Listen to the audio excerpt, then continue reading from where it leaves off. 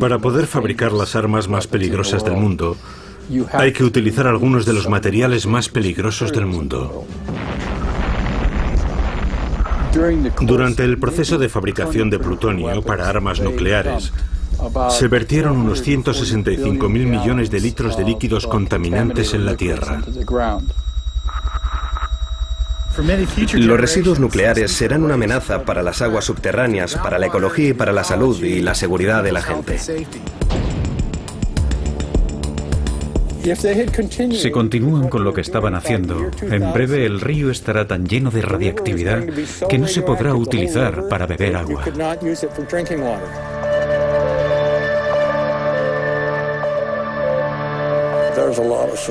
Mis sospechas y mi paranoia se debe a que el estado de Washington tiene la tasa de cáncer más alta del país.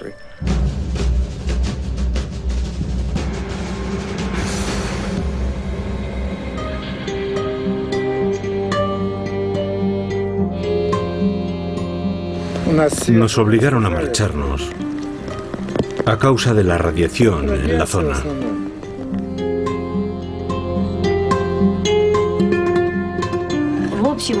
Dicen que beber leche es muy sano, pero nosotros sabemos que la nuestra está contaminada.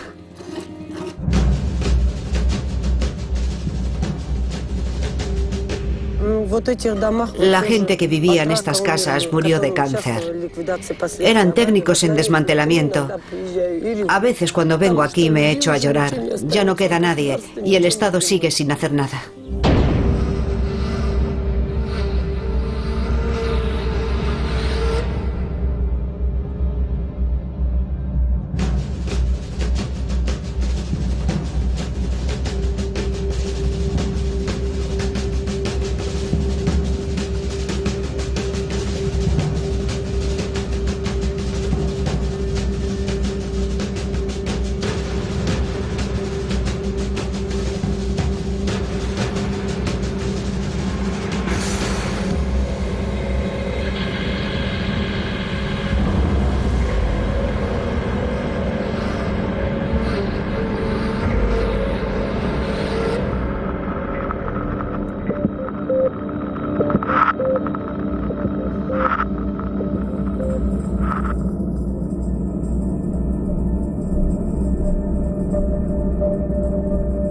Estas imágenes, tomadas en junio de 2002, causaron un gran impacto en la opinión pública. Son restos de barriles que contenían material radiactivo. ¿Dónde están los residuos nucleares que había en su interior?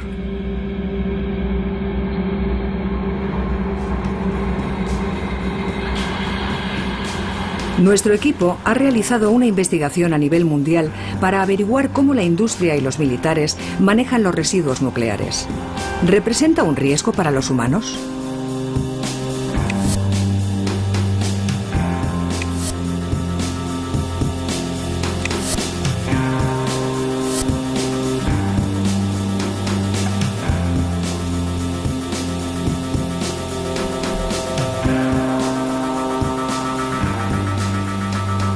Greenpeace es la mayor organización antinuclear del mundo. Fueron ellos quienes grabaron las imágenes de los barriles radiactivos en el fondo marino. Esta ONG nos abrió sus puertas para enseñarnos su tesoro, sus archivos videográficos.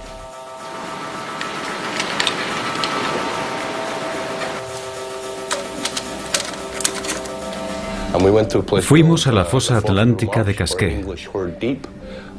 Está al lado de La Hague, entre La Hague y las islas del Canal, muy cerca de caladeros de pesca, muy cerca de playas muy concurridas. ¿Y qué encontraron allí, en el fondo marino?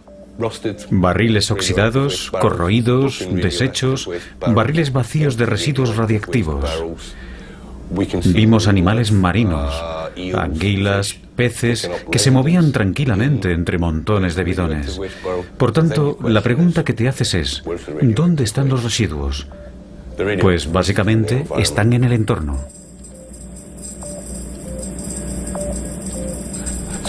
Así que puedes ver perfectamente lo que ha ocurrido. Los residuos no han desaparecido en un gran agujero negro en el fondo del mar. Pasan a formar parte de la propia cadena alimenticia. Y es muy probable que acaben repercutiendo en los seres humanos. Podrían terminar en nuestro plato de comida.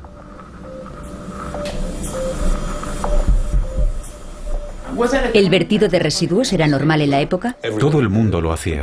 Los británicos, los franceses, los americanos, los rusos. En aquella época no se tenían en cuenta estas cuestiones. El mar era considerado el gran basurero del mundo.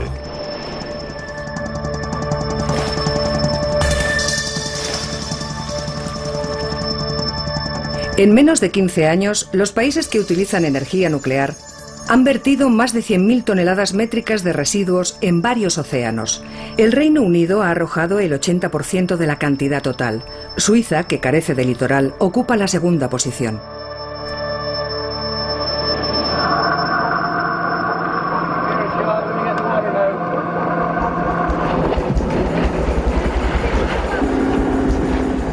Estamos preparados para empezar.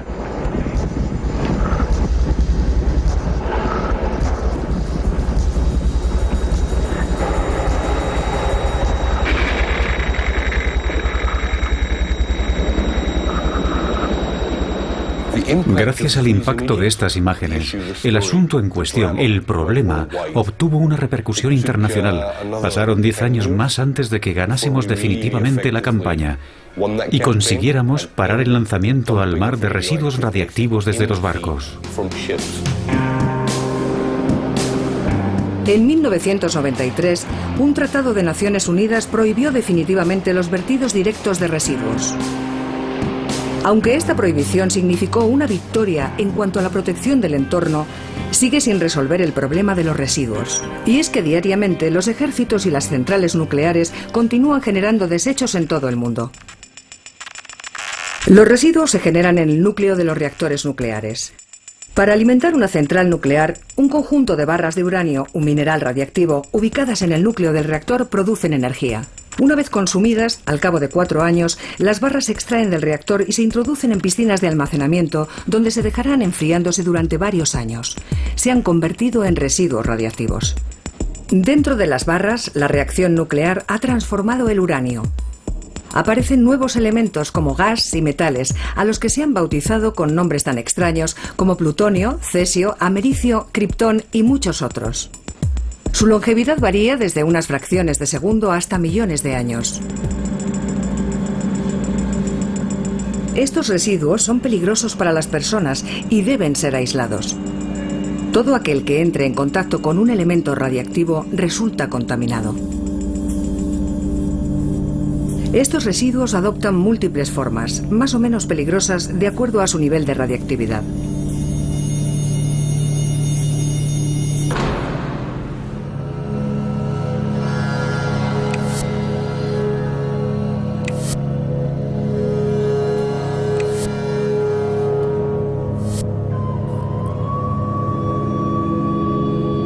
Nos dirigimos a la primera instalación nuclear que se construyó en el mundo en busca de los primeros residuos de la historia.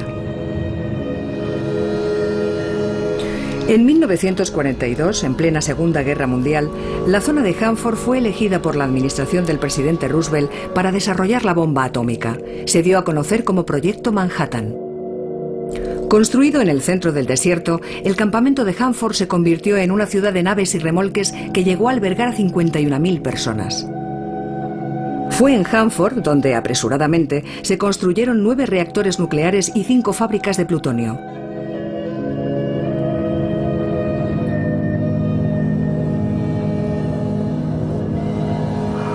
El Departamento de Energía de los Estados Unidos nos negó la entrada a la reserva. Decidimos aproximarnos por el único acceso posible sin necesidad de autorización, el río Columbia.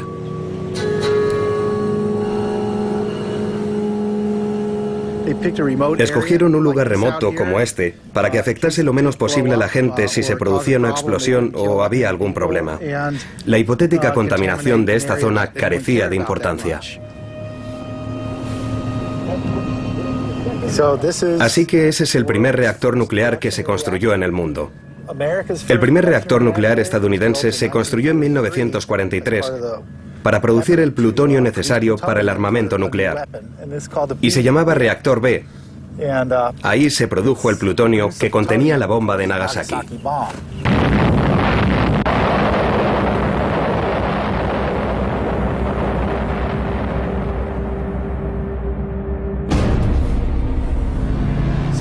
Hanford fue un emplazamiento secreto durante muchos años.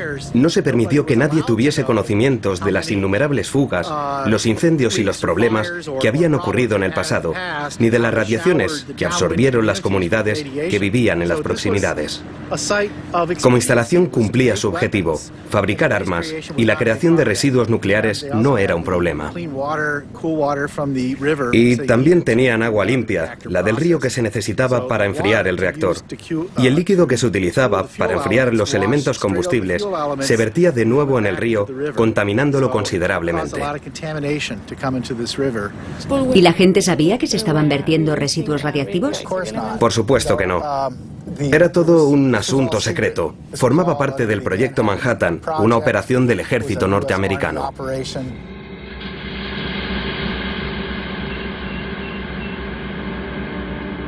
El lecho del río Columbia conserva todavía una capa de sedimentos radiactivos que nadie sabe cómo eliminar y que continúa contaminando el agua. Pero lo más sorprendente es lo que muestran estas imágenes. En la época, los responsables de la central dejaron que las familias de Hanford utilizasen el río sin informarles del peligro al que se exponían.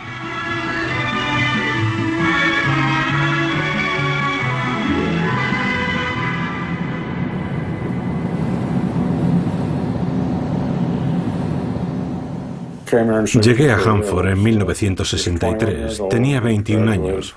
Acababa de graduarme en la universidad. Era tan ingenuo que creía en mis superiores, en la gente mayor. Creía en aquel proyecto.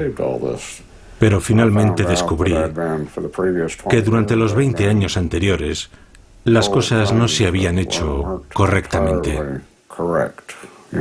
Que Hanford no era un lugar seguro, porque los residuos acumulados se liberaban en el entorno. Me llevé una gran sorpresa cuando supe lo alta que era la concentración de productos químicos y de su movilidad. Bastaron 20 años para construir y producir aquel desastre. Los reactores y las plantas de Hanford han producido más de 1,5 billones de litros de desechos. El equivalente a la superficie de Manhattan con una profundidad de 25 metros.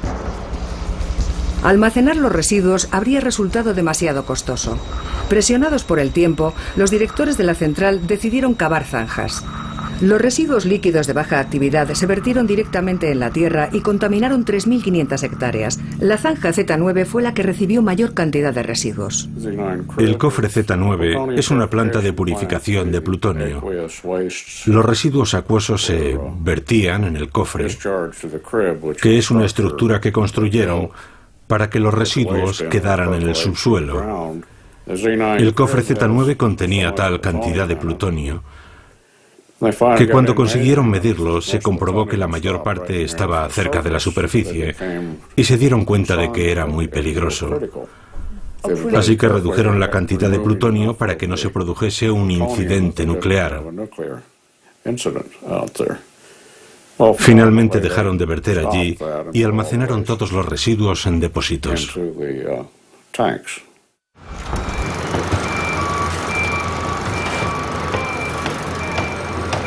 En 1943, los ingenieros construyeron 170 depósitos de hormigón, cada uno de los cuales era lo suficientemente grande como para albergar un edificio.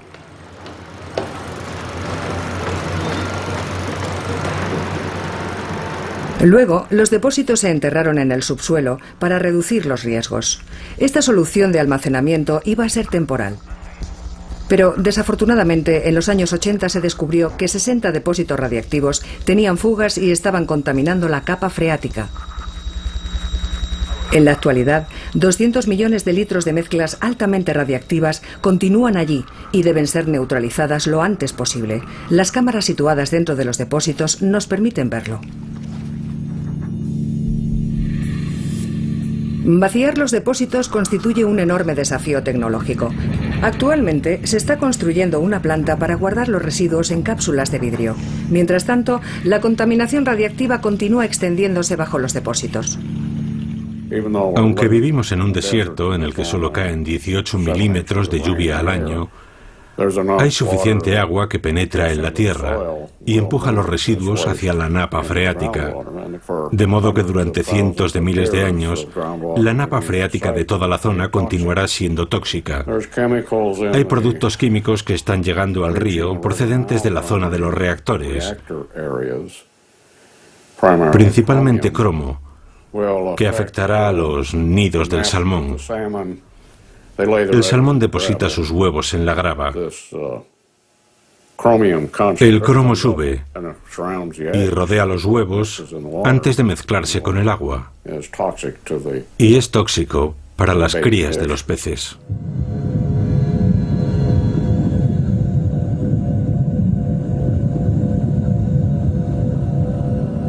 Los temores de Alien Bolt no son imaginarios. En 2002, un informe oficial realizado para el Departamento de Energía de Estados Unidos reveló que el estroncio 90, un elemento radiactivo, estaba presente en los peces del río Columbia. 13 de cada 15 peces en las proximidades de la reserva estaban contaminados. Comerlos de forma regular multiplica las posibilidades de desarrollar tumores cancerígenos. Nosotros cazábamos, pescábamos y recolectábamos nuestros alimentos y remedios medicinales allí. Y seguimos consumiendo nuestros alimentos y usando nuestros remedios que brotan de la tierra.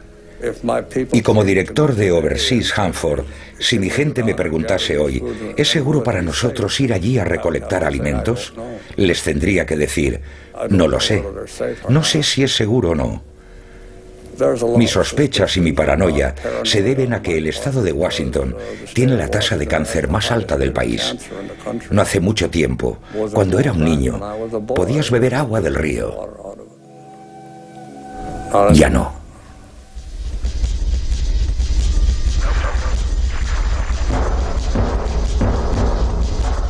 Queríamos establecer una evaluación precisa de la contaminación del río. Fuimos allí acompañados de un equipo de científicos.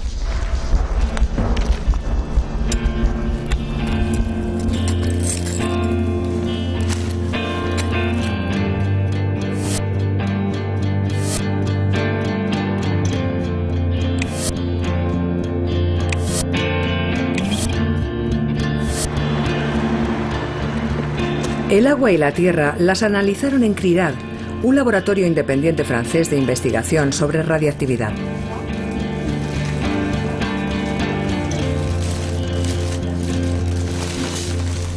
¿Qué han encontrado en la reserva de Hanford en Estados Unidos? Las dos extracciones que se han hecho en el sector 300 muestran dos cosas. En primer lugar, una contaminación de tritio en el agua del río Columbia. 13 becquereles por litro en esa zona, mientras que más arriba en el río no hay tritio. Menos de 2,5 becquereles por litro.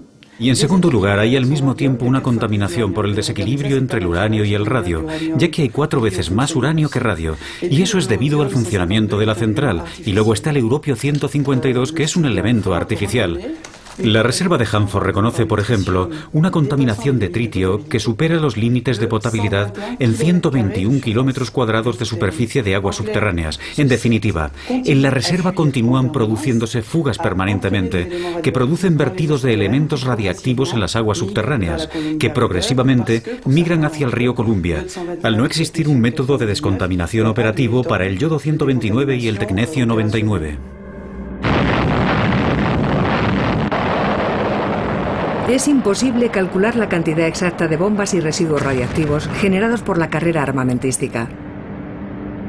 Para ponerse al nivel de los americanos, la Unión Soviética construyó una docena de centrales atómicas en 1945. Durante más de 30 años no se filtró ninguna clase de información a través del telón de acero.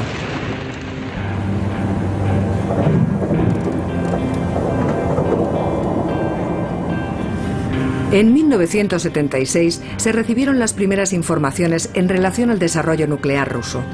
Un biólogo y disidente soviético, Yauris Medvedev, reveló que un depósito de residuos con un mantenimiento inadecuado había explotado en los Urales en 1957, un antecedente de Chernóbil, y nadie dijo nunca nada. ¿Por qué piensa que la gente no quería creerle? Pues porque en 1976 todos los países occidentales afrontaban la posibilidad de desarrollar energía nuclear. Y de pronto, Medvedev hablaba de residuos, de los peligros nucleares, las contaminaciones, así que pensaron que se trataba de una trama de la KGB para parar sus programas, para asustar a la opinión pública occidental. En consecuencia, el responsable de los programas nucleares de Gran Bretaña declaró públicamente que lo que yo afirmaba era mentira, no era posible, y de hecho la CIA sabía que había ocurrido, pero lo mantuvo en secreto. ¿Por qué? Probablemente por las mismas razones por las que no querían generar miedo en relación a la energía nuclear, con lo que se aconsejó guardar silencio. Pero el problema de los residuos nucleares sigue existiendo.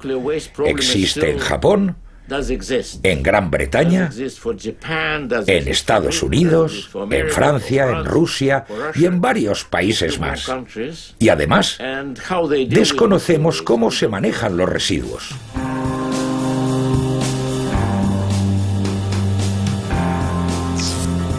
El accidente nuclear de 1957 tuvo lugar en los Urales, en una parte de Chelyabinsk. Fue ocultado por la CIA, los rusos y toda la industria nuclear porque revelaba no solo que los residuos eran contaminantes, sino que también eran explosivos y capaces de causar auténticas catástrofes. Desde 1946, las bombas atómicas rusas se produjeron en la instalación nuclear de Mayak, gemela de Hanford, la instalación americana. Aquí se prohíbe la entrada a los extranjeros. El depósito de residuos, que explotó en 1957, se encontraba cerca de esta ciudad y permanece inaccesible. Nos dirigimos a Tatarskaya Karavolka, uno de los pueblos más contaminados por la lluvia radiactiva.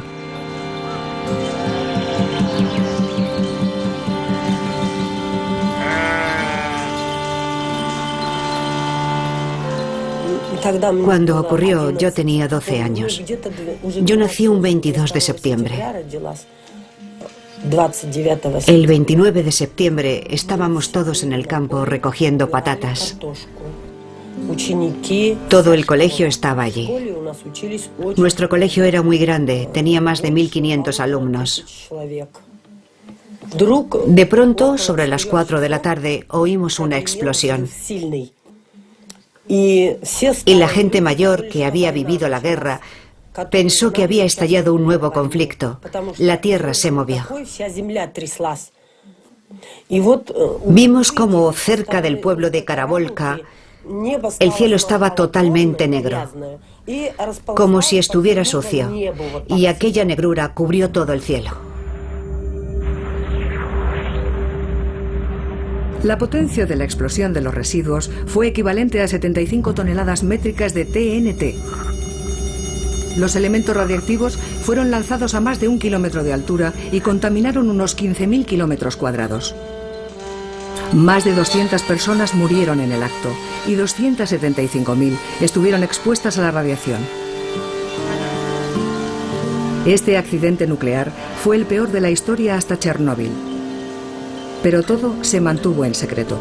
2 días después de la catástrofe, los trabajadores de los koljoses recogieron una vez más a sus hijos en la escuela y se fueron al campo a trabajar. Nos llevaron al patio del colegio y nos dijeron que nos necesitaban en el koljós para recolectar. Incluso pidieron a los niños de primer grado que se unieran a nosotros. Cuando llegamos, vimos que los tractores habían excavado zanjas. Los campesinos encargados de los estudiantes nos dijeron: ¿veis esas montañas de patatas? Echadlas todas a las zanjas. Y eso fue todo. Nuestros profesores nos preguntaron por qué habíamos tenido que enterrar la cosecha. Les habían dicho que no se podía comer porque estaba contaminada. Pero no dijeron quién la había contaminado.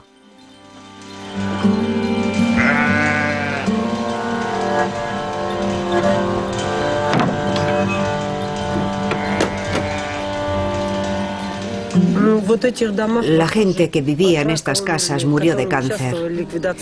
Eran todos técnicos en desmantelamiento. A veces cuando vengo aquí me echo a llorar. Ya no queda nadie y el Estado no hace nada. Las casas están ahí, pero vacías. 1, 2, 3, 4, 5, 6 casas. 6 casas vacías porque todo el mundo murió.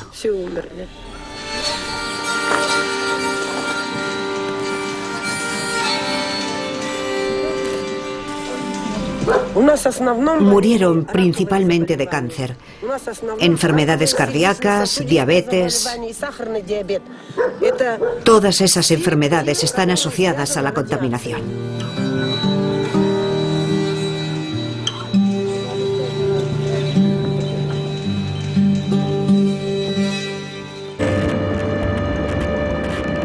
La instalación de Mayak y sus actividades siguen manteniéndose en secreto.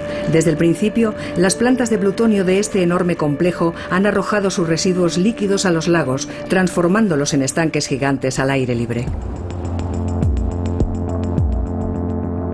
No obstante, descubrimos que los lagos de residuos están contaminando el principal curso de agua de la región, el río Techa.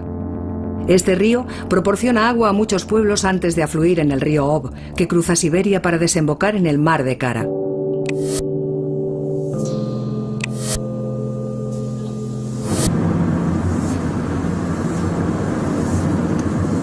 Musliomovo es el primer pueblo situado a orillas del río. Nos dirigimos allí con Christian Courbon, un científico del laboratorio francés CRIDAD, para investigar la contaminación de la zona por residuos radiactivos. En el trayecto cruzamos el río Techa.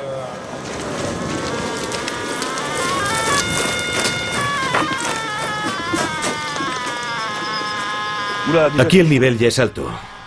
Justo aquí. Al pie de los escalones estamos a 1400 choques por segundo, que es bastante alto.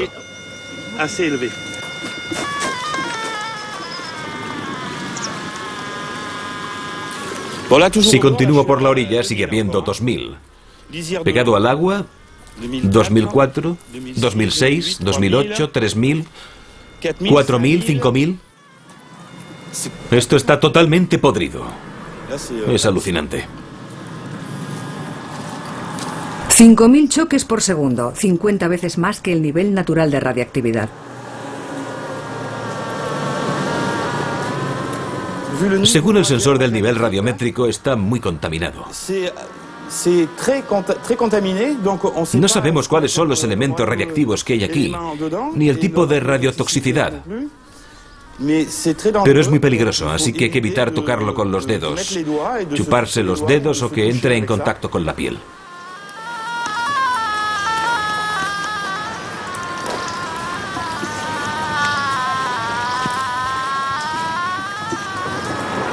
Encima del agua, 9000.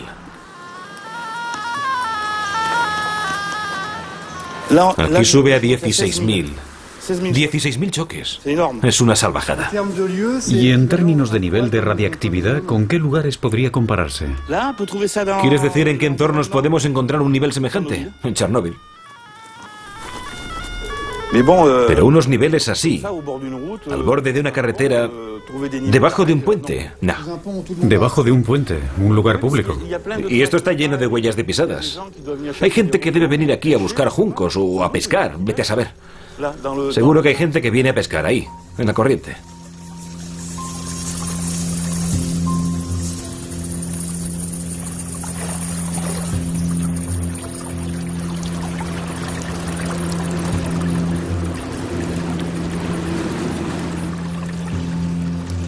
El acceso a este río debería estar prohibido. Yo no debería poder estar aquí ahora. Es un basurero nuclear, en plena naturaleza, con unos niveles enormes de radiación. La gente que construyó ese puente nuevo debió de absorber grandes dosis y contaminarse mucho. Y nosotros, por nuestra parte, deberíamos marcharnos de aquí para limitar nuestra dosis. Y es muy poco habitual que tenga que marcharme de un sitio por estos motivos. Por culpa de...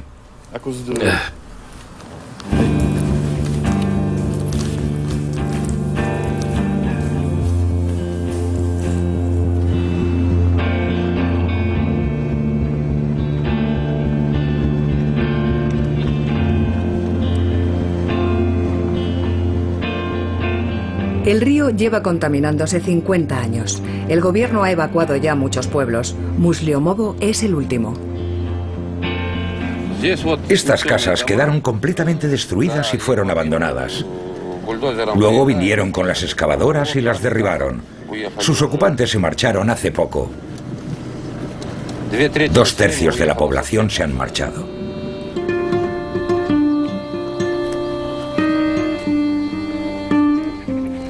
¿Por qué se marchó la gente? Por la radiación. Nos ordenaron que nos marcháramos por la radiación. Cuando veo las casas vacías, siento la misma angustia que cuando estalla una bomba. Cuando veo toda la destrucción que me rodea, me hierve el alma y mis ojos lloran.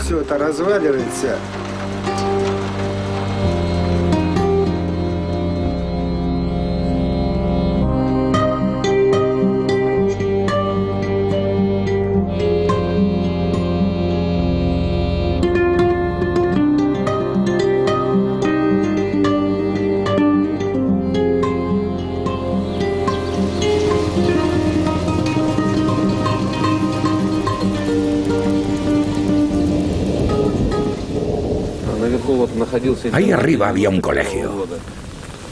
Hasta 1994 los niños de los pueblos cercanos estudiaban aquí. Era el único instituto del distrito. Este era su lugar favorito. Venían aquí a descansar, a pescar, a jugar y a tumbarse al sol. Ahora es el lugar más contaminado de Musliomovo. Las abuelas traían aquí a sus gansos, se sentaban en la hierba y la radiación subía de la tierra. Hoy esa gente ya no está entre nosotros.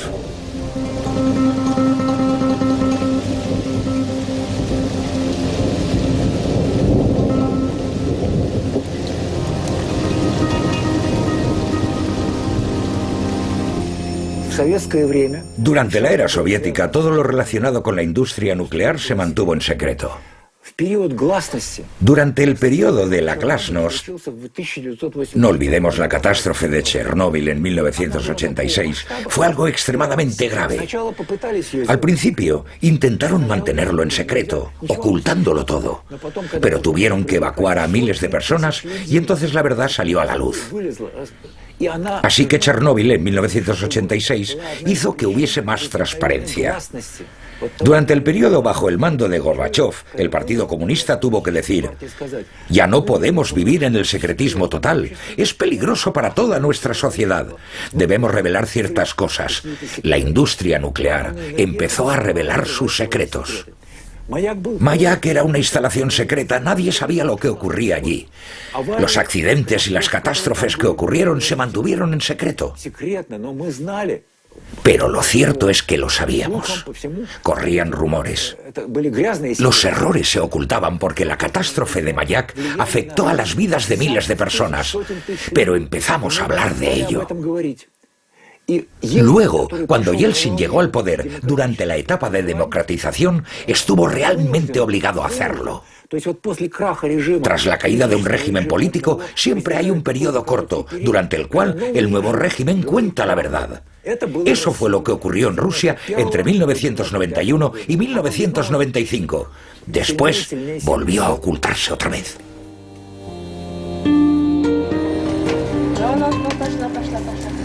El gobierno ofreció 1 millón de rublos a los habitantes para que abandonasen el pueblo, unos 25.000 euros, pero tales indemnizaciones no permitieron marcharse a todo el mundo.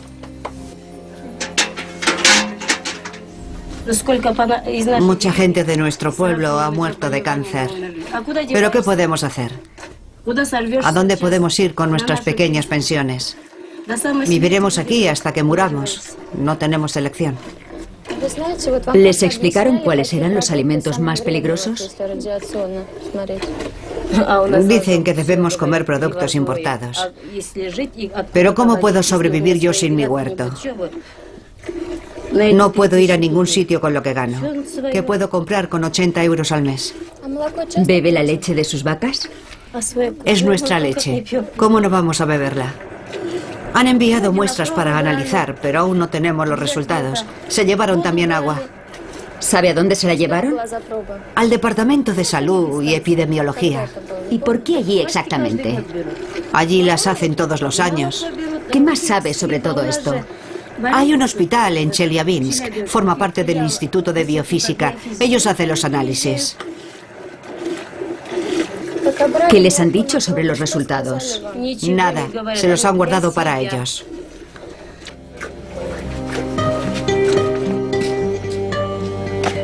Tomamos una muestra que enviamos al laboratorio.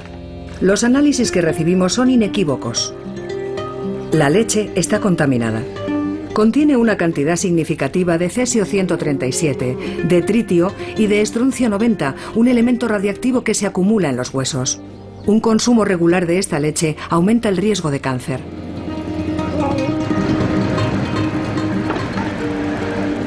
El FIP, en la cercana gran ciudad de Chelyabinsk, es un hospital especializado en medicina nuclear donde se analiza la leche. Aquí se examina regularmente a la población sin que nunca se conozcan los resultados.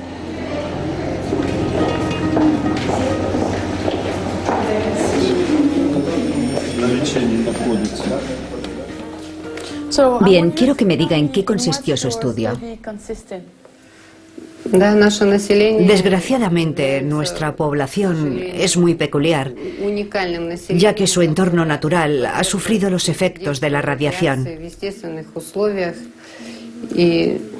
Los resultados de los primeros estudios han sido confirmados por nuestra investigación actual. Demuestran que existe un vínculo claro entre la dosis de radiación recibida y el número de enfermedades oncológicas, así como la tasa de mortalidad como consecuencia de estas enfermedades.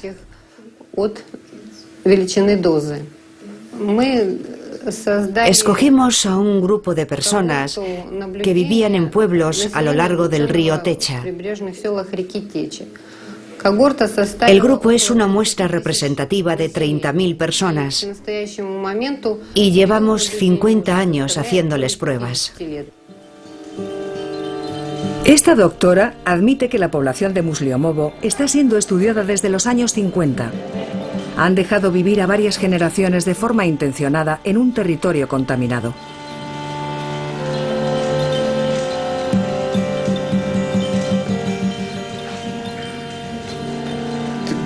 Nos están utilizando como conejillos de indias. En Kurchatov erigieron un monumento y a nosotros lo único que nos queda son cruces. Cada día se celebra un funeral en nuestro pueblo de Musliomovo. Hay más de 6 cementerios llenos. Vayan a verlos. Están absolutamente llenos. El año pasado perdí a mi hijo. El 21 de junio habría cumplido 48 años. Murió de cáncer. Debían habernos avisado y evacuado hace mucho tiempo. Vivimos como conejillos de indias. Esa es probablemente la razón por la que nos permiten vivir aquí. Es nuestro destino. Sí.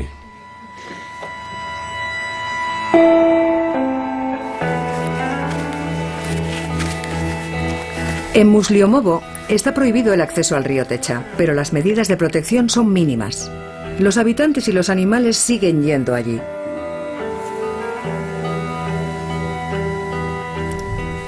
Es 75 veces superior a la radiación natural.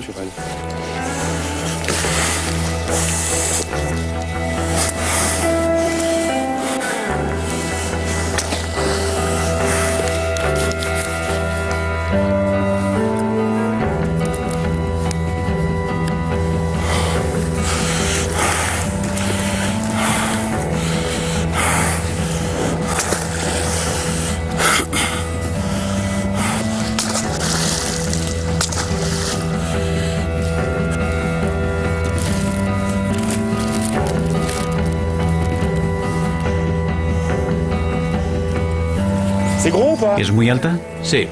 ¿Sí? Sí.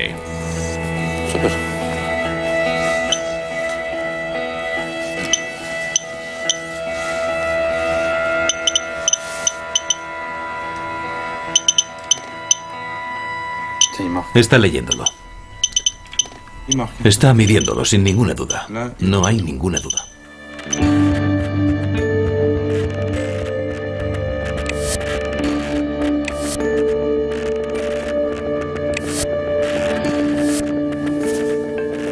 De vuelta en el laboratorio de Crirad, Christian prepara los análisis.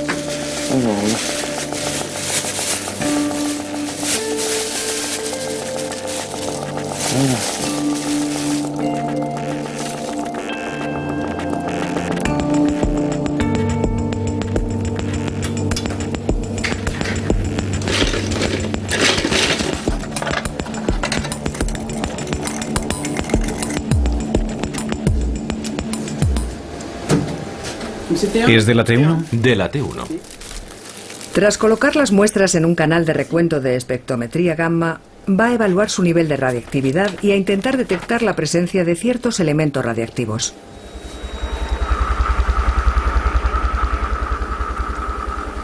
La he situado sobre el cesio 137. Sí, ya lo veo. Está clarísimo. Hay mucha contaminación de cesio 137. Sí, es más que evidente. Es enorme, ¿eh? Al cabo de varios días, los resultados finales estarán listos. En primer lugar, los análisis del laboratorio muestran que actualmente sigue habiendo una contaminación alta de tritio en el agua del río Techa, que no aparece en las publicaciones oficiales. En segundo lugar, la contaminación del agua ha producido una fuerte acumulación, principalmente de cesio 137 en el suelo de la orilla, con concentraciones de cesio que convierten ese suelo en un auténtico desecho radiactivo. Hemos detectado en nuestras mediciones hasta 180.000 becquereles por kilo en las muestras de tierra que tomamos en el puente.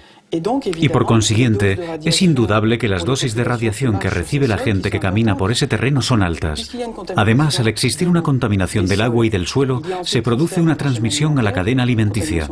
La contaminación que hemos detectado en Musliumovo superaba los 600 becquereles por kilo, la de la leche 24 becquereles por kilo, lo que hace que la población que recibe las radiaciones que emanan del suelo de la orilla del río Techa, además de la contaminación de la cadena alimenticia, esté expuesta a dosis de radiación muy altas. ¿Eso significa que Musliumovo es una aldea contaminada? Realmente habría que hacerse la siguiente pregunta. ¿Por qué a día de hoy no ha sido evacuado? Unos días después, análisis complementarios muestran que el sedimento del río Techa está altamente contaminado por los elementos más tóxicos: plutonio 239 y 240.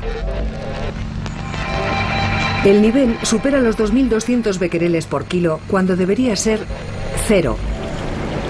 El plutonio es el explosivo que se utiliza en las bombas atómicas. Todas las centrales nucleares, ya sean militares o civiles, tienen un punto en común: producen residuos radiactivos que se liberan parcialmente en el entorno.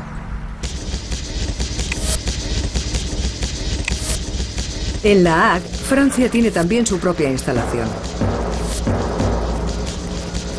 Una central que reprocesa los residuos, similar a la que hay en Mayak.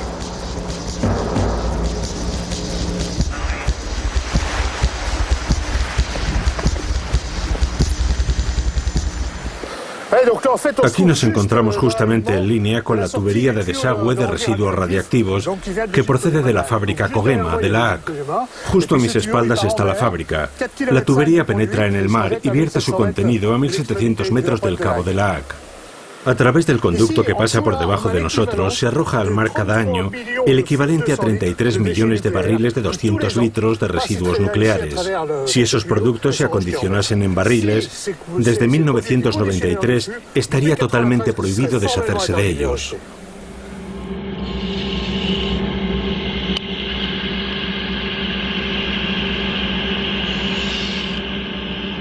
La planta de reprocesamiento de La Hague vierte diariamente 400 metros cúbicos de residuos en las aguas del Canal de la Mancha.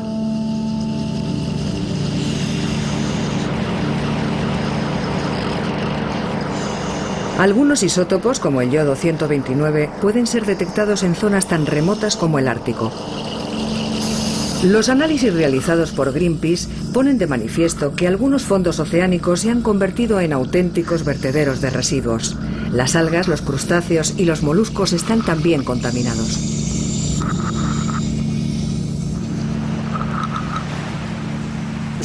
Tras la laboriosa investigación llevada a cabo en la tubería y de todo lo que habíamos demostrado, caímos en que había otro agente problemático, los gases tóxicos.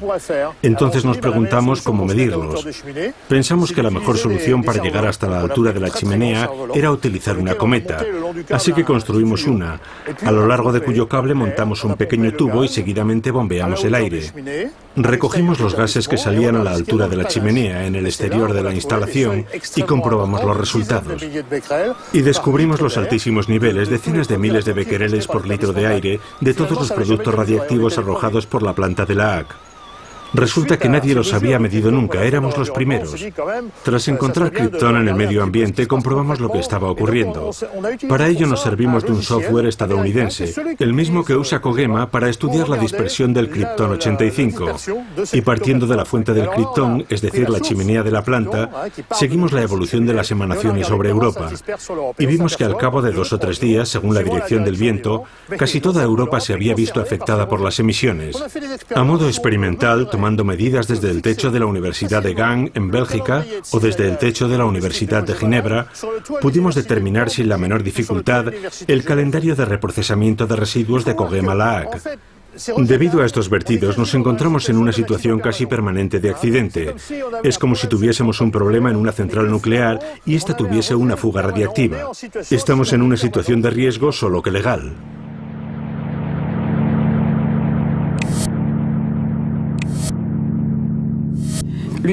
La planta de la ACC es una de las instalaciones del mundo que cuenta con los permisos más amplios.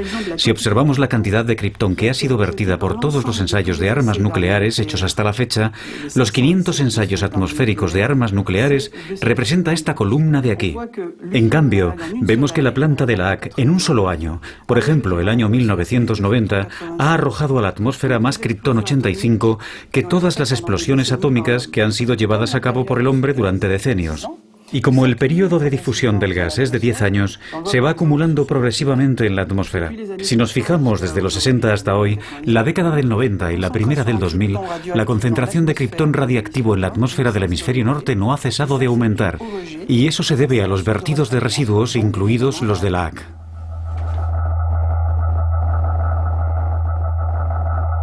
Recuperar algunos elementos radiactivos como el tritio o el criptón 85 sería extremadamente costoso. La planta de reprocesamiento de la ACC dispone de autorización para verter residuos en el medio ambiente.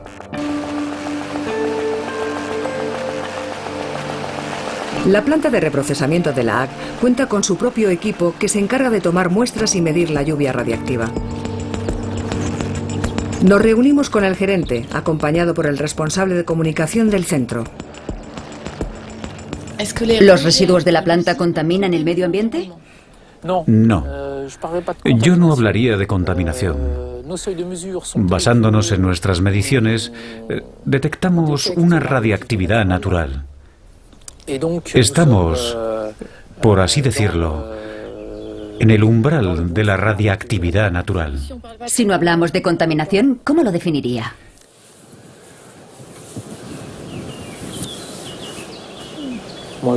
Yo lo definiría como ausencia de impacto.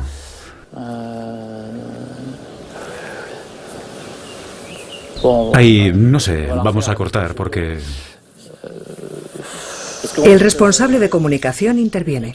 La pregunta es, ¿está contaminado el medio ambiente? Nada más. Sí. Sí, claro. El medio ambiente no está contaminado. No está contaminado. No está contaminado. Se han encontrado trazas, es cierto. Se han encontrado trazas en el medio ambiente, pero no hay contaminación. Comprendemos la embarazosa situación de estos empleados de Areva. Ellos deben ser conscientes de que la planta vierte residuos radiactivos al medio ambiente, pero no pueden usar la palabra contaminación. Sabemos que se vierten residuos radiactivos en el medio ambiente, pero la industria nuclear dice que dichos residuos no son peligrosos, ya que están por debajo de las normas sanitarias. El problema es que cuando Areva afirma que está por debajo de las normas sanitarias, primero hay que saber si esas normas son aptas. Y el problema es que no lo son. Esas normas se basan en el modelo de Hiroshima y Nagasaki, donde la población se vio expuesta a una radiación intensa, pero de índole externa y muy breve. El caso de la AAC es muy distinto. La gente que vive alrededor de la planta respira y come permanentemente elementos poco contaminados procedentes del aire y de la cadena alimentaria, y por lo tanto su cuerpo absorbe a niveles muy bajos, pero de forma continua, dosis de radiación en su interior. Es lo que denominamos una contaminación interna y crónica a niveles muy bajos. No es en absoluto el mismo sistema ni el mismo modelo. Lo vimos, por ejemplo, en Chernóbil. Basándose en Hiroshima y Nagasaki, los científicos dijeron: cerca de Chernóbil nunca se dará un aumento del cáncer. 5 años después, se dieron cuenta de que había una epidemia masiva de cáncer de tiroides en niños pequeños y se vieron obligados a reconocer que el modelo era erróneo. Pues bien, junto a las centrales nucleares se da el mismo problema. Se aplica un modelo de riesgo que no es representativo. Alrededor de la planta de la AAC existe un impacto de contaminación del medio ambiente y es muy probable que conduzca a un impacto sanitario. Por ese motivo, utilizar ese modelo para predecir el número de personas que desarrollarán un cáncer alrededor de la AAC es un disparate científico. Estar sometido a dosis bajas de radiación aumenta el riesgo de cáncer. No son solo las asociaciones las que lo dicen, sino la Comisión Internacional de Protección Radiológica. Esta comisión considera, tras haber tenido en cuenta los estudios realizados en seres humanos y en animales, que el modelo sin limitaciones sería el más realista. Dicho de otro modo, considerar que toda dosis, incluso muy débil, aumenta el riesgo de cáncer es el modelo que refleja mejor la realidad. Las plantas de reprocesamiento son las responsables del 80% de los desechos en Europa. ¿Por qué reprocesar los residuos? En los folletos de Areva, el ciclo de combustión se presenta como un circuito cerrado. Esta tecnología se describe como una tecnología de reprocesamiento. Cuando se reprocesa una botella de cristal, se reutiliza el 100% de la materia. ¿Sucede lo mismo con los residuos nucleares?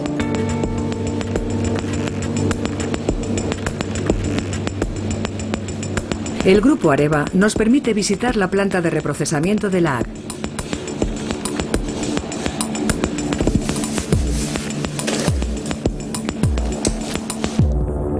El combustible nuclear usado, procedente de 58 centrales eléctricas de Francia y de algunos países extranjeros, llega a la AAC por tren y por carretera. Seguidamente, es descargado por unos robots en el interior de este edificio completamente hermético. Cualquier contacto con el combustible sería letal. Una vez descargado, el combustible se guarda en piscinas de almacenaje a la espera de su reprocesamiento. Debe someterse a un proceso de enfriamiento y perder parte de su radiactividad. Esta es una de las 4 piscinas de almacenaje intermedio de elementos combustibles. En esta piscina hay 9 metros de agua, 4 de los cuales se encuentran por encima de las cestas y nos protegen integralmente de la radiación. La propia agua está contaminada por las partículas procedentes de los reactores y se filtra de forma permanente mediante las bombas que se ven a lo largo de la piscina. ¿Cuánto tiempo permanecen almacenados los combustibles? Por término medio calculo que se almacenan durante un periodo de 5 años. Cuando sale de las piscinas de almacenaje, el combustible usado se corta y se disuelve. Mediante este proceso se separan los distintos metales. El resultado es un 95% de uranio, un 1% de plutonio y un 4% de residuos finales. El reprocesamiento no elimina, por tanto, la radiactividad, pero la concentra en el residuo final. Se trata de un residuo extremadamente peligroso que contiene el 99% de dicha radiactividad. Seguidamente, se funde en cilindros de vidrio y se almacena en pozos. Si tomamos, por ejemplo, un reactor de 1000 megavatios, dicho reactor va a producir cada año 20 toneladas de combustible usado. Y a partir de esas 20 toneladas de combustible, nosotros vamos a producir entre 15 y 20 contenedores de vidrio. Es decir, un reactor producirá, en términos de residuos de alta actividad, el equivalente a esta superficie de suelo. Si eso lo trasladamos al parque nuclear francés, toda la electricidad de origen nuclear que consume Francia, el 80%, generará cada año únicamente esta superficie en términos de residuos de alta actividad. La superficie que ocupan estos contenedores de vidrio es relativamente pequeña, pero seguirán siendo peligrosos durante varios centenares de miles de años. El plutonio es reutilizable. Contiene grandes cantidades de energía. Mezclado con uranio, forma un nuevo combustible, MOX. Pero el mayor volumen de materia recuperada durante el reprocesamiento es uranio. Representa el 95% de los residuos. No pudimos averiguar qué sucede con él. Si el reprocesamiento es realmente un reciclaje, ¿cómo se reutiliza el uranio? ¿Qué se hace con el uranio reprocesado de la EDF? El uranio reprocesado se guarda en el centro de residuos de Pierre Lat. Y el cliente lo reutiliza en el momento que lo desea. Es una especie de depósito incorporado, una reserva de energía de materia prima, ya que la energía nuclear tiene la característica de ser una energía reciclable. A partir del momento en que el cliente nos lo solicita, el uranio se envía a otras instalaciones en los Países Bajos o en Rusia, donde se le somete a un nuevo proceso de enriquecimiento. El grupo Areva no dispone actualmente de esa tecnología, de modo que el uranio salido de la planta de reprocesamiento se envía a las instalaciones de Europa o de Rusia para ser posteriormente reinyectada en el ciclo. Parte del uranio francés va a Rusia. ¿Qué sucede exactamente con él?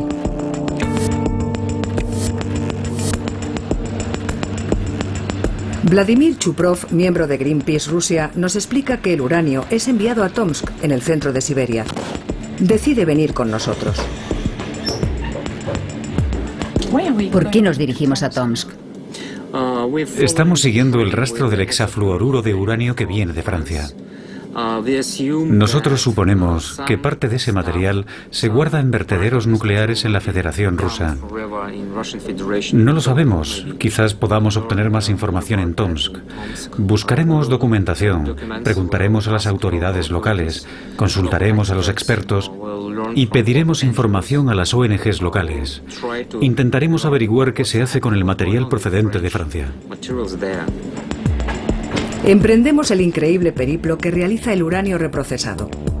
Partiendo del mediodía francés, viaja 900 kilómetros en tren hasta el puerto de Le Havre. Luego, 3.500 kilómetros en barco hasta la ciudad de San Petersburgo. Y finalmente, otros 3.200 kilómetros en tren para acabar aquí, en Siberia Central. Cuando llega a Tomsk, este peligroso material ha recorrido más de 8.000 kilómetros. Alexei Tropov es el contacto de Vladimir en Tomsk. Le suministra toda la información sobre las actividades de la región. Me parece que por ahí hay... Cuidado, no hables muy alto. Los ferroviarios podrían fijarse en nosotros. Y es mejor que no oigan lo que decimos.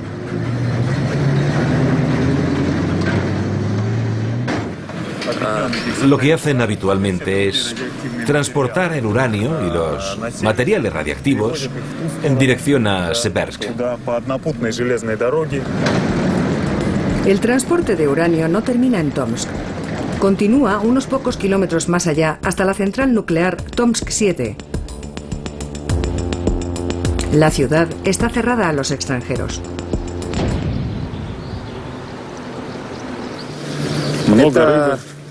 ¿Esa es la ciudad secreta de Tomsk 7? Sí, también la llamamos Seversk. ¿Cuántos habitantes tiene? Unos 125.000. Todo el perímetro está bien protegido. Sí, la ciudad secreta de Seversk y el complejo nuclear están completamente rodeados de alambre de espino. Y el terreno que rodea la planta nuclear cuenta, como es lógico, con medidas de protección suplementarias.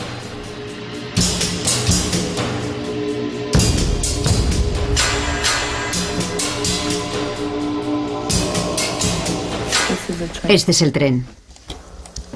Seversk. Ese es el tren, sí. Ahí está. Acércate más. Bien, esta es la planta militar, con las torres de refrigeración. ¿Qué es esto? Ese es el lugar. Ese es el problema. Son los contenedores de hexafluoruro de uranio almacenados en territorio de Siberia. Y estos puntos que se ven son... ¿Contenedores? Sí, tienen 10 metros de largo, así que se pueden ver desde el espacio, alineados juntos al aire libre. Estos campos de contenedores se almacenan al aire libre sin ninguna medida de protección especial. Intentamos confirmar que se trata realmente de uranio. Permítame que le enseñe. Como no tenemos autorización para ir a Tomsk 7, quisiéramos enseñarle unas fotografías, a ver si puede explicarnos lo que se ve. Sí, esta es la ciudad de Seversk. Estos son los terrenos de almacenamiento. ¿Puede decirnos qué es eso? Sí, este es el centro de almacenamiento de hexafluoruro de uranio. ¿Y no es peligroso?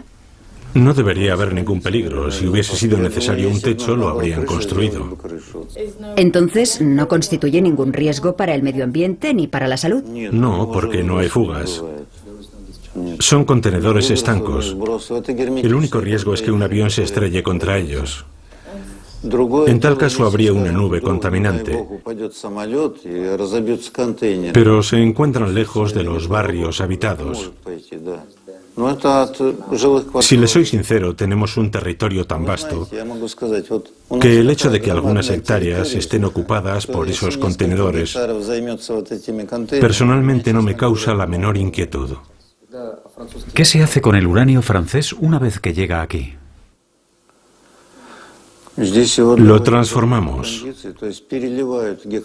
Lo trasvasamos de los contenedores utilizados para el transporte a contenedores locales. Luego lo enriquecemos con uranio 235 para que pueda servir de combustible a las centrales nucleares. Después de la transformación, el combustible se reenvía a Francia en forma de gas enriquecido. ¿Quiere decir que la totalidad del uranio que llega de Francia regresa otra vez allí? No, en absoluto. El 80%, puede que incluso más. No conozco la cifra exacta, pero en torno al 80% del uranio empobrecido se queda aquí, almacenado en nuestro depósito. Francia abandona toneladas de uranio empobrecido en una zona recóndita de Siberia. No es altamente radiactivo, pero sigue siendo el tipo de residuo que debe ser supervisado y almacenado en buenas condiciones. De regreso en Francia, EDF, propietaria de las centrales nucleares francesas, confirmó la información descubierta en Rusia. El 90% del material restante se deja en Rusia después de ser enriquecido. Y este nuevo dato cambia el resultado final del reprocesamiento. Después de ser enriquecido, el 90% del uranio restante no es reutilizable.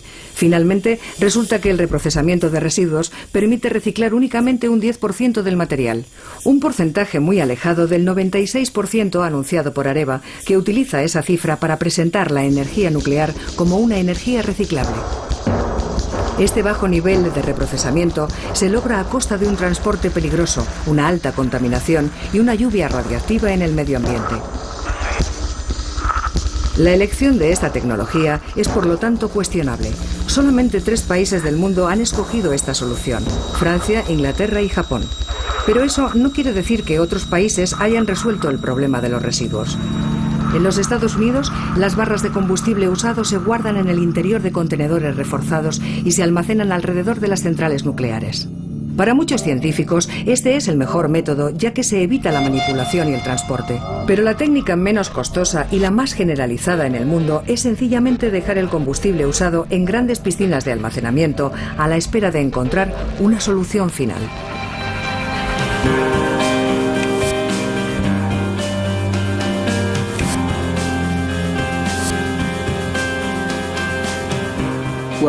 Mis colegas y yo publicamos un informe en el año 2005 en el que analizábamos los últimos 25 años en materia de seguridad respecto al combustible usado y planteábamos la hipótesis extrema de un atentado terrorista. Y el problema fundamental es que el material se encuentra sumergido en piscinas de agua. Cuando se produce un drenaje forzado del agua, el combustible se calienta y se incendia. El fuego libera entonces enormes cantidades de radiación en el medio ambiente. Calculamos que un incendio de combustible nuclear usado podía causar más contaminación terrestre que Chernóbil, unas 4 veces más, en términos de zona prohibida. Es decir, cuando hay que evacuar a la gente y ésta no puede regresar a sus hogares. El área afectada sería unas 4 veces más grande que en Chernóbil. Por supuesto, fuimos objeto de ataques y denuncias por parte de la industria nuclear y del gobierno. El Congreso solicitó entonces a la Academia Nacional de Ciencias que realizase un estudio, y en el año 2005 la Academia nos dio la razón. Dijo que no se podía obviar la cuestión y que había que tomarse el problema mucho más en serio. Alemania y Suiza han reconocido que las piscinas de combustible usado suponen un riesgo inasumible frente a la eventualidad de un accidente de avión o un acto terrorista. Alemania concretamente ha trasladado una gran parte de su combustible usado a zonas de almacenamiento en seco. El material se guarda en contenedores de hormigón en el interior de las montañas. Y si esta opción no es viable, se rodean de edificios de hormigón de gran espesor, de tal modo que si un avión se estrella contra ellos, no causaría ninguna fuga radiactiva y no se produciría un colapso. Nuestro gobierno se niega a hacer esto, principalmente porque cuesta dinero. Los franceses, como ya sabe, en La Hague tienen armas antiaéreas. Tienen muchas piscinas de combustible usado allí, pero su idea es, bueno, derribaremos los aviones. No es la opción que hemos elegido en los Estados Unidos. Al menos 450 piscinas con residuos radiactivos están diseminadas por todos los países que emplean energía nuclear. Cada central nuclear y cada planta de reprocesamiento dispone al menos de una. De manera que existen otros tantos lugares ultrasensibles que necesitan vigilancia. Los peligros asociados a la energía nuclear son cada vez más serios. La industria está mejorando sus sistemas de protección, así como sus medios de transporte, pero el terrorismo internacional supone un riesgo que no habíamos sopesado hasta ahora. El problema de los residuos radiactivos es cada vez de mayor envergadura.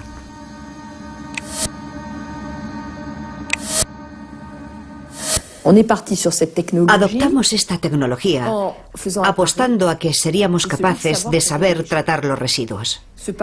La apuesta se hizo en los años 70 y 40 años después, 2010, todavía no la hemos ganado. No hemos encontrado soluciones para los residuos. Su tratamiento podría hacerse mediante la reutilización masiva, que no es el caso del MOX. O podría hacerse mediante un sistema que permitiese incinerar los residuos nucleares, cosa que no existe. Así que de momento es lo que hay. Por eso no podemos hablar de una energía sostenible, tal como entendemos hoy las energías sostenibles. En Francia la energía nuclear es como una religión, compartida por la gran mayoría de la clase política de izquierda y derecha, y hoy alimentada por la cuestión del cambio climático, en el sentido de que lo nuclear va a salvarnos, de modo que es casi un sentimiento religioso contra el que es muy difícil luchar. Yo misma no formo parte de la corriente antinuclear. No estoy a priori contra la tecnología nuclear, aunque sé que plantea muchos problemas. No estoy tan segura de que sea económicamente rentable. De lo que sí estoy segura es que ha sido el origen de muchos males, males de la sociedad francesa, por la opacidad y el secretismo del que se ha rodeado el sistema, que se ha extendido sobre muchas otras materias porque había que ocultar que tenían que ver con el tema nuclear. Y en segundo lugar ha sido el origen de una parte de nuestras dificultades económicas actuales, en la medida en que lo hemos apostado todo a la energía nuclear, a costa de no haber desarrollado las energías renovables, la eficacia energética, los nuevos materiales, y que nuestra industria va a remolque.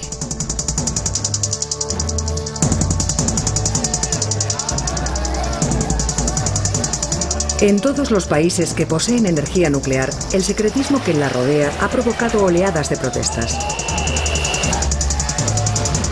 Los movimientos de oposición han exigido mayor transparencia democrática. Tras décadas de enfrentamientos por todo el mundo, algunos estados, como Alemania, Bélgica e Italia, han decidido tomar en consideración las demandas de sus habitantes. Se han iniciado grandes debates que en algunos casos han dado lugar a la decisión de abandonar la energía nuclear. El temor a los residuos radiactivos pesa mucho en estas decisiones. Para recuperar la confianza de la gente, la industria nuclear debe proponer una solución.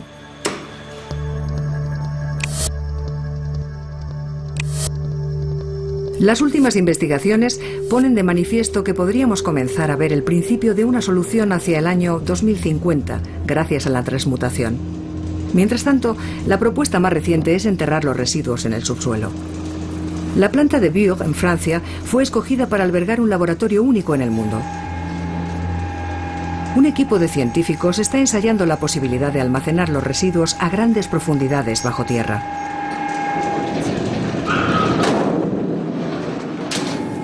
Bueno, vamos allá. Sí, ya está. Ya está. Vamos a descender a 490 metros, en medio de la capa de arcilla que estamos estudiando, que se encuentra entre 422 y 552 metros de profundidad.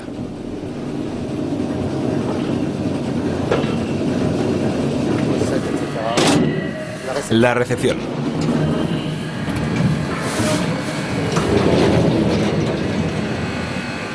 El laboratorio se encuentra en el centro de una enorme burbuja de arcilla, escogida por su impermeabilidad al agua. En esta capa geológica vamos a instalar los residuos. Los de alta actividad y vida larga y los de media actividad y vida larga. Es decir, ¿residuos altamente radiactivos? Los residuos más radiactivos. De manera que lo que estudiamos aquí son las propiedades de confinamiento de la roca para confinar durante periodos muy largos, decenas de miles de años, cientos de miles de años, la radiactividad. ¿Por qué? ¿Porque estos residuos son peligrosos? Son obviamente residuos muy peligrosos y al cabo de varios miles de años los envases de los residuos sufrirán una degradación. Por consiguiente, es necesario que la roca asegure el almacenamiento de todos los productos radiactivos de manera que queden confinados durante el tiempo de duración del decaimiento radiactivo. El hormigón, acero inoxidable y vidrio que confinan la radiactividad terminarán desapareciendo. Los residuos se liberarán y se desplazarán lentamente a través de la capa de arcilla, emergiendo a la superficie. Los residuos serán peligrosos al menos durante 200.000 años. No deben salir antes al entorno. Los cálculos y decisiones de los ingenieros son vitales para el futuro. Hay que tener en cuenta que si el centro de almacenamiento se construye entre los años 2025 y 2030, tendrá un periodo de explotación de entre 70 y 100 años. Cuando termine esta fase, el centro será vigilado durante unos 200 años más. Después, si puede continuar siendo vigilado, lo será. Pero es posible que la memoria se pierda. Así insisto en que es importante que el centro de almacenamiento sea seguro, para que si se pierde la memoria no se produzca ningún tipo de daños. ¿Cabe la posibilidad de que un día un arqueólogo se encuentre con esos barriles? Existe el asunto de la memoria. Hay dos opiniones que han aparecido espontáneamente en el debate. Están los que dicen, no, es absolutamente necesario marcar la superficie bajo la que se encuentran los centros de almacenamiento con obras gigantescas. Tal vez obras de arte, porque el arte lo preservamos, nos acordamos de él. Es hermoso. Podrían ser pirámides o algo parecido. Y luego hay otros, también gente de la calle, que opinan, no, todo lo contrario, hay que banalizarlo. Porque si dejamos una marca y no olvidamos dónde está, el hombre del futuro será igual de curioso que nosotros y habrá un arqueólogo que se lanzará en busca del centro de almacenamiento. Esto resulta casi poético. Estamos dentro del ámbito de la ciencia ficción y cualquiera puede estar equivocado o tener razón, pero no lo sabremos hasta dentro de 100.000 años. Pero en cualquier caso, es mejor confiar en el hombre o en la geología. La lógica del almacenamiento es estabilidad en la profundidad, aunque finalmente los residuos vuelvan a aparecer.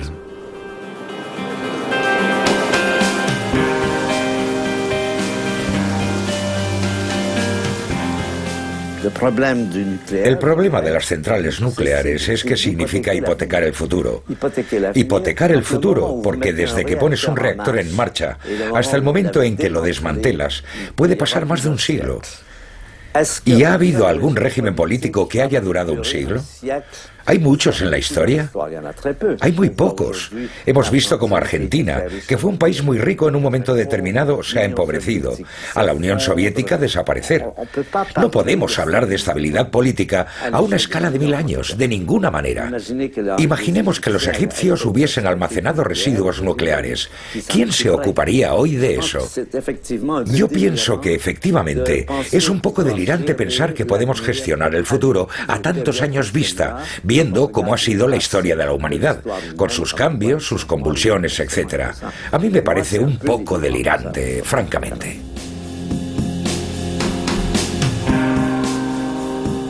¿Qué aspecto tendrá este paisaje dentro de 200.000 años? ¿Habrá una ciudad, un mar de hielo, un océano o un campo de flores como hoy? La energía nuclear nos exige considerar periodos de tiempo muy prolongados. 200.000 años significan más de 600.000 generaciones que deberán mantenerse protegidas de las actividades que estamos realizando actualmente. Los ingenieros parecen confiados, pero la responsabilidad es enorme. Deben garantizar la seguridad de 600.000 generaciones. ¿Podemos confiar en ellos?